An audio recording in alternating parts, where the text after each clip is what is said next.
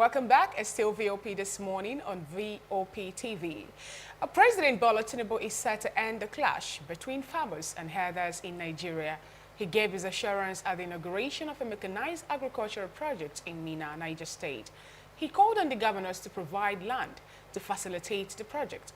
According to the president, when the provision for the cattle rallying is met, between 2 to 3 weeks, comprehensive programs that to solve food problem in the country is easy to achieve. Meanwhile, the Minister of Agriculture and Food Security, Abubakar Kyari, has disclosed that the Nigerian government has secured a massive €995 million deal with the Brazilian government and the German Deutsche Bank Group. The aim of the program is to end food insecurity as mechanization hub will be created in all 774 local government areas in Nigeria. Joining us to dissect this, we still have Mr. Lawale Kundayo in the building and Mr. Chukuma Okoro, who happen to be our virtual guest today.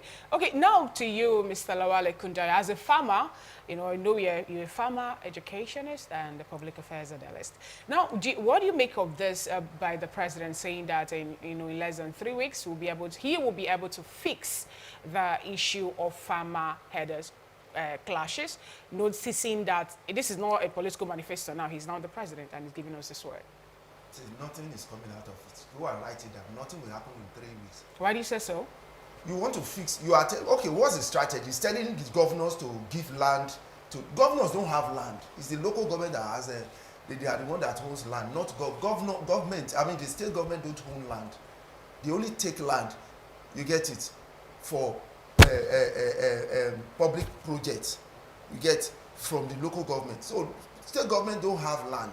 It is the local government that have land, and local government have land based on the fact that we have communal, landowners, and the obas and the bales. These are the people who are in the custody of the land. You're not telling the government. So are you now? You want to force?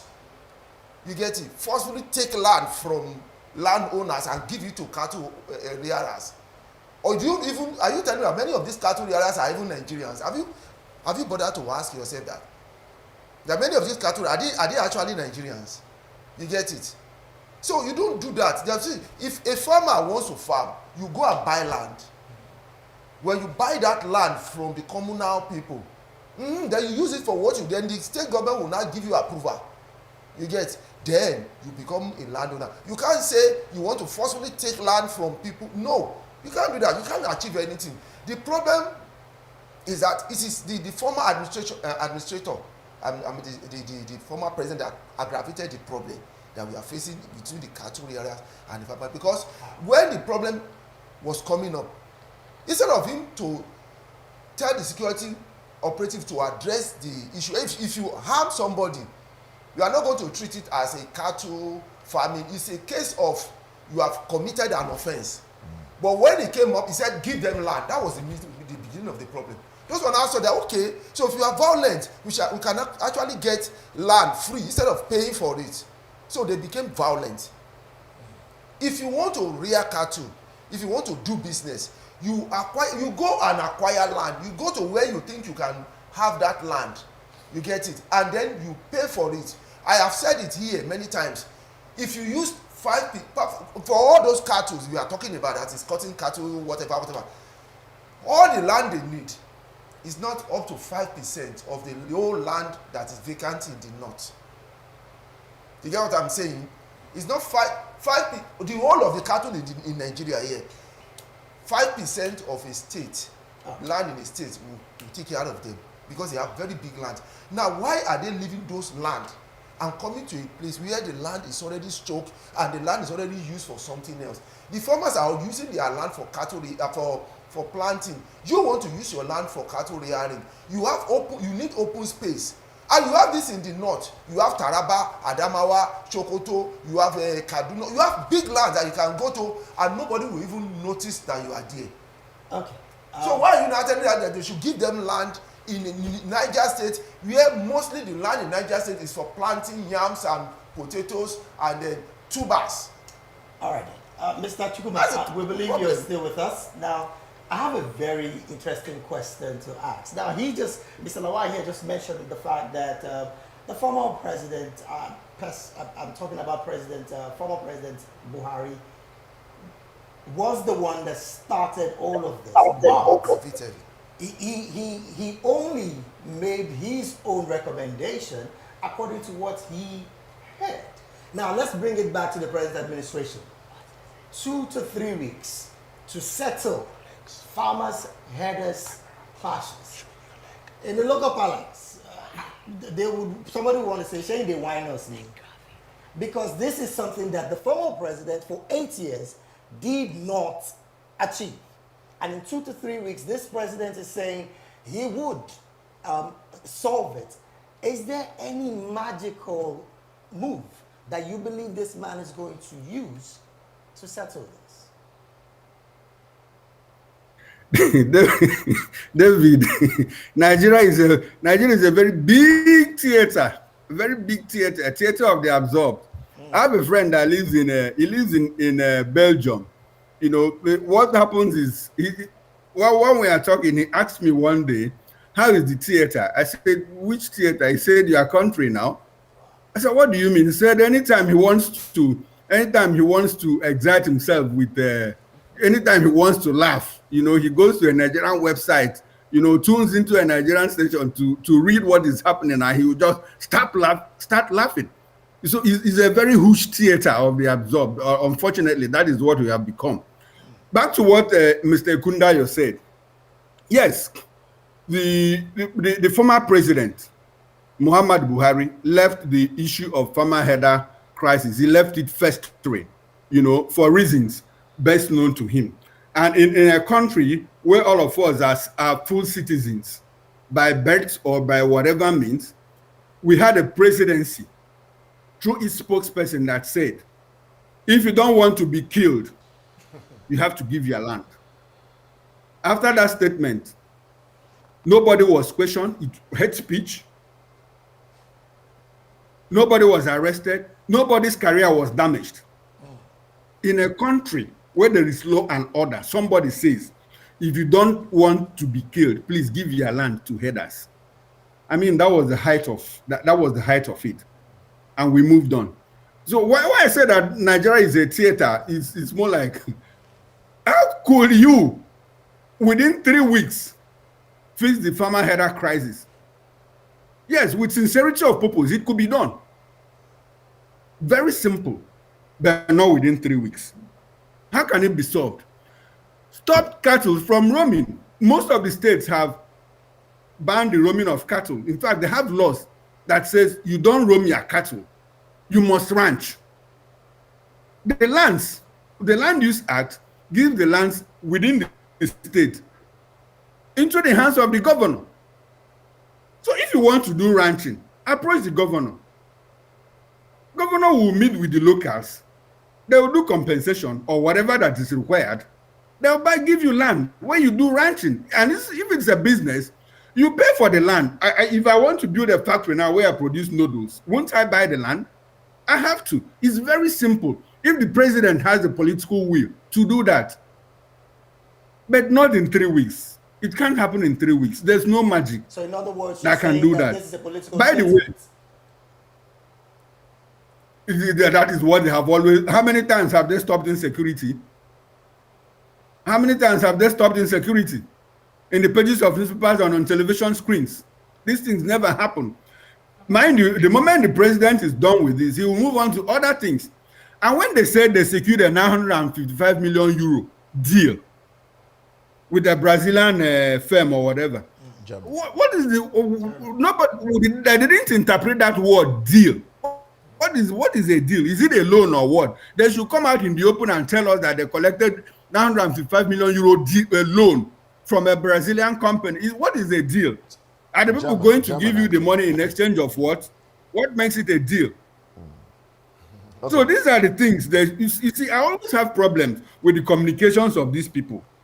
They don't couch it in language that is expressive, language that tells you that, look, even if you are trying to deceive us, why don't you be very, very careful and intelligent in doing that?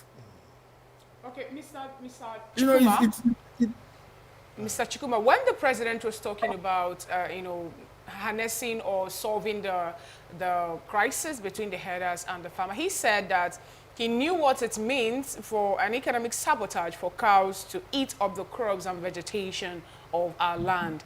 But he made mention of also him having a way to orient the herders and, you know, provide for cattle rallying and all that. Even governors must provide lands for them, and him too will also come in. But now Nigerians are beginning to, you know, look at it this way, saying that reorientation of the herders and, you know, trying to curb the farmer herder crisis actually is not what we should be looking at. That we have the issue of insecurity bedeviling the country, where so many of the farmers we have in the north, for example, in Borno State, farmers don't even go to farm again, only if they're being accompanied by security operatives to be able to harvest some of the things they've planted. Now, they were pointing out insecurity to be the main issue the government, the president's government or administration should be looking at. Do you also toe that line? Do you think that the 995 million naira deal that Nigeria have secured with Brazilian government and German Deutsche Bank, do you think is going to be, do you think that insecurity will mar the proper usage of this money in mechanized agriculture? See, the farmer header clash is one leg, is one of the legs of the insecurity. The other leg is Boko Haram insurgency. The other leg is the terrorism, which they refuse to call terrorism and now called it banditry and kidnapping. You know, so the thing is that these things is like an open source. That's what we call open source insecurity. By the time you are dealing with one, another leg of it is like octopus. You know, by the time you are dealing with one, another one is coming out of it. It's like when a terror group splinters, you know, and one pursues and one cause, another pursues a different cause. So while you are dealing with this, it's open source. The thing is expanding. So that is what is happening in Nigeria. What are you mechanizing? You bring in tractors from Brazil, dump them here, when people can't go to their farms, when people are accompanying to their farms, when women and girls are raped in the presence of their fathers, when men are killed in the presence of their wives and daughters. Is that the way you're going to bring the tractor to do what? I mean, you see, that's why I said some of the people that are our leaders, I don't know if do they what do they take us for? Do they take us for fools or what? You just come out and tell us something very uncoordinated, like what the president is saying. Why don't you start from the basics? Before you even talk about this deal, meanwhile, it's 955 million euro, not naira, it's euro. So before you talk about these things, why don't you secure the environment first? The other day I talked about what happened where, I think somewhere in Borno State, where terrorists went to an IDP camp. You know what an IDP camp means? Internal displaced people, where government shelters them. Now they went within the vicinity of that IDP camp and we laid about 40 girls, women who had gone to fetch for firewood, and abducted them again. After they had chased them out of their houses, this thing happened like last week. After they had chased them out of their houses, the government sheltered them. They went to the shelter again to kidnap them. And you are talking about bringing 2,000 tractors. To where? So that what will happen? All right. Now, sometimes I just get fed up with our policy initiatives here. Okay. Now, since we're talking insecurity, what do you make of the call by Sheikh Gumi talking to the president to negotiate with terrorists, with bandits, and not act like his predecessor?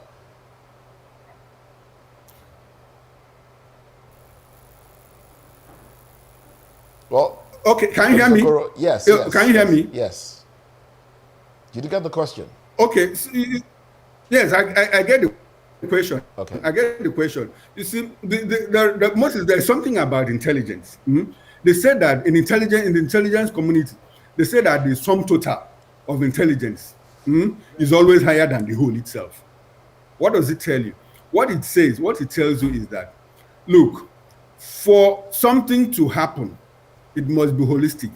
If Sheikh Ahmad Gumi is asking the government to negotiate with bandits, what it means is that the bandits are known.